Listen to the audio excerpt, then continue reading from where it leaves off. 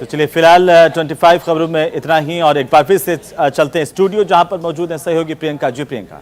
शुक्रिया हेमंत। और चलिए खबरों में आगे बढ़ते हैं और अब बात सीएम गहलोत की, जो कल जोधपुर में 512 नई इंदिरा रसोइयों का शुभारंभ करेंगे। इसके साथ ही जोधपुर में इंदिरा रसोइयों की संख्या 870 हो जाएगी। बता दें कि सीएम ने 20 अगस्त 2020 को प्रदेश में कोई भूखा ना सोए, इसकी संकल्पना के साथ 213 नगरीय निकायों में 358 स्थायी रसोइयों के जरिए इंदिरा रसोई योजना का शुभारंभ किया था।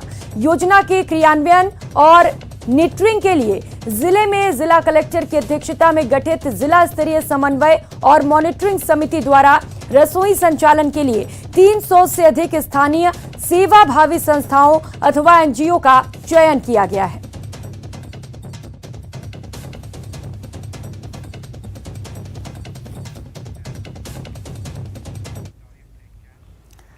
उधर एनएसयूआई ने पीएम मोदी का जन्मदिन बेरोजगार दिवस के रूप में मनाया। जयपुर में राजस्थान यूनिवर्सिटी के मेन गेट पर बड़ी संख्या में एनएसयूआई कार्यकर्ताओं ने विरोध प्रदर्शन किया और पीएम मोदी से रोजगार मांगा। इस दौरान प्रदर्शनकारी युवाओं ने पकौड़े भी तले, चाय और पानी पूरी बेचने के साथ ही बूट पॉलिश कर भी विरोध जताया। वहीं एनएसयूआई के राष्ट्रीय प्रवक्ता रमेश भाटी ने कहा कि पीएम नरेंद्र मोदी युवाओं से रोजगार का वादा कर सत्ता में आए थे। उनका दूसरा कार्यकाल शुरू हो गया है, लेकिन अब तक न तो युवाओं को रोजगार मिला है और न ही कोई वादा पूरा हो सका है।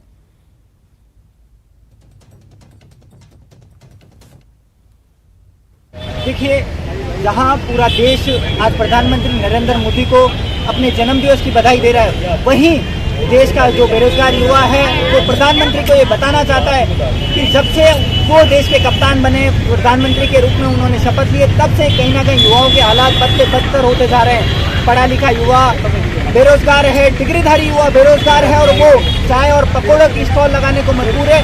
वो जहाँ पर पढ़ लिख कर सरकारी नौकरी की तैयारी कर रहे हैं, वहीं वो अब रोजी रोटी के लिए छुटकर रेवड़ियाँ लगाने के लिए और ठेले लगाने के लिए मजबूर है।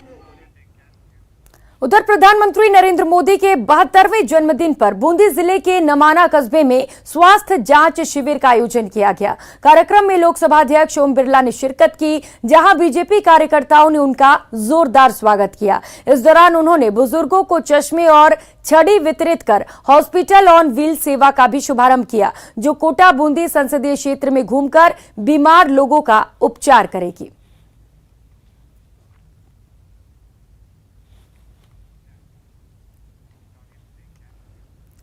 और खबरों में आगे बढ़ेंगे। लोगों को जल्द से जल्द न्याय दिलाने के लिए उदयपुर में आज से यूनियन ऑफ इंडिया काउंसिलिंग की वेस्ट जोन की 2 दिवसीय कॉन्फ्रेंस शुरू हुई। कॉन्फ्रेंस के शुभारंभ में भारत सरकार के 2 मंत्रियों ने भी शिरकत की।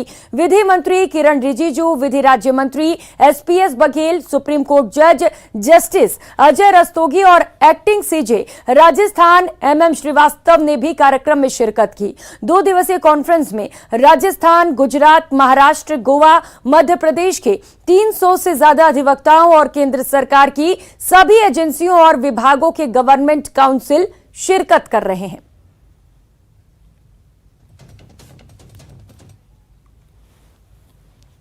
जो सिस्टम चल रही है उससे कुछ तकलीफें तो हो रही हैं, सबको मालूम है।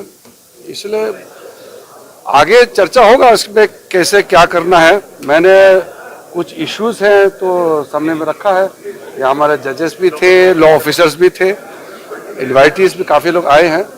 ये इस तरह का कॉन्फ्रेंसेस में कुछ मुद्दे जो ऐसे होते हैं जो अगर सामने में रखे तो सबको मालूम चलेगा कि लॉ मिनिस्टर का माइंड में क्या है और सरकार क्या सोचती है। वो भी प्राप्त हो जाएगा कि मेरे ओर से मैंने बात को रख दिया है और उनकी बातें भी मैंने सुना है। ब्रेक के बाद एक बार फिर से आप सबका बहुत बहुत स्वागत है। और अब बात प्रदेश में होने वाले रामलीला की। इस साल दशहरे के मौके पर जयपुर के जवाहर कला केंद्र में भव्य तरीके से रामलीला का आयोजन होगा। इसे लेकर तैयारियां शुरू हो गई हैं। ये आयोजन राजस्थान सरकार की ओर से होगा, जिसमें 100 से ज्यादा कलाकार रामलीला के मंचन में हिस्सा लेंगे।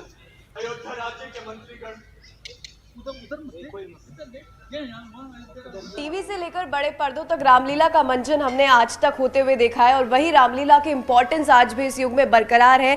वहीं मैं आपको बता दूं, राजस्थान सरकार 1 से 5 अक्टूबर तक जयपुर के जवाहर कला केंद्र में रामलीला का आयोजन करने जा रही है, जिसमें करीब 100 आर्टिस्ट पार्टिसिपेट करने वाले हैं। वही आर्टिस्टों के बीच में इस वक्त मौजूद हूँ जो यहाँ पर रिहर्सल कर रहे हैं और हम उन्हीं से जानेंगे कि रामलीला से वो क्या समझते हैं और आज के युग में क्या इंपॉर्टेंस रामलीला की है।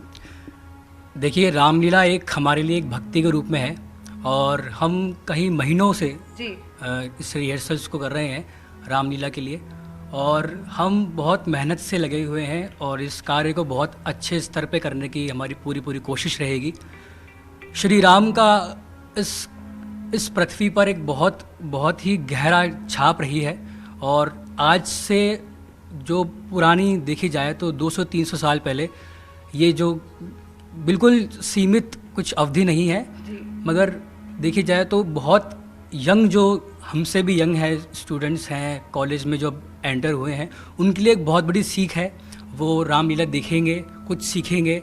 एक राम को कहा जाता है कि बहुत ही सरल, सरल हैं, सरल स्वभाव के हैं, मर्यादा पुरुषोत्तम राम उनको कहा जाता है। तो उनके छवि से, उनके स्वभाव से, उनका दिनचर्या रहता है, उनसे बहुत कुछ सीख सकते हैं।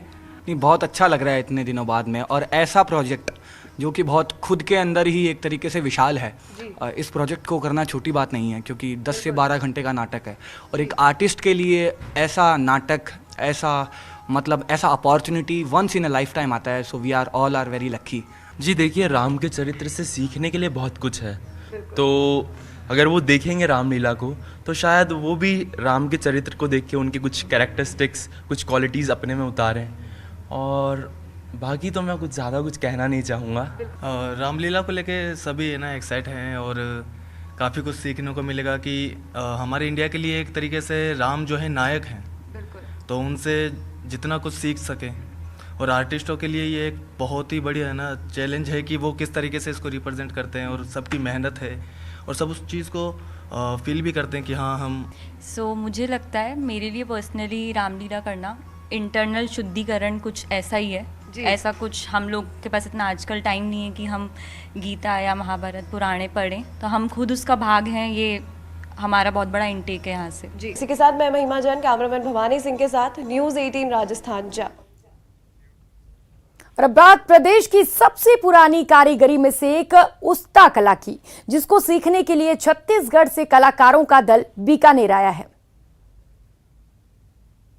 ऊंट की खाल पर सुनहरी मीनाकारी, बीकानेर की उस्ता कला रियासत काल में पनपी और राजा रजवाड़ों की बदौलत दुनिया भर में पहचान कायम की। उस्ता कला की बारीकियों को सीखने के लिए इंदिरा कला संगीत विश्वविद्यालय खैरागढ़ छत्तीसगढ़ के युवाओं का एक दल इन दिनों बीकानेर में आया हुआ है। सोने से बने रंगों से की जाने वाली इस कला की कीमत ज्यादा होने के कारण इसकी मांग भी कम है। ऐसे में उस्ता कला की बारीकी जानने वाले कलाकार अंगुलियों पर गिनने लायक ही बचे हैं, लेकिन अब दुनिया भर से इस कला को सीखने वाले बीकानेर आने लगे हैं। यहाँ के किले हवेलियों में आज भी उस्ता कला की कृतियां और दीवारों पर चित्रकारी उत्कृष्टता की छाप छोड़ती है। उस्ता कलाकार अजमल हुसैन उस्ता ने बताया कि पिछले 35 साल से वे उस्ता कला का काम कर रहे हैं। इसे लेकर खुद रंगों को बनाते हैं। 6 कलाकारों का दल जानकारी लेने आया हुआ है, काफी रुचि लेकर सीख रहे हैं। उम्मीद है कि सीखकर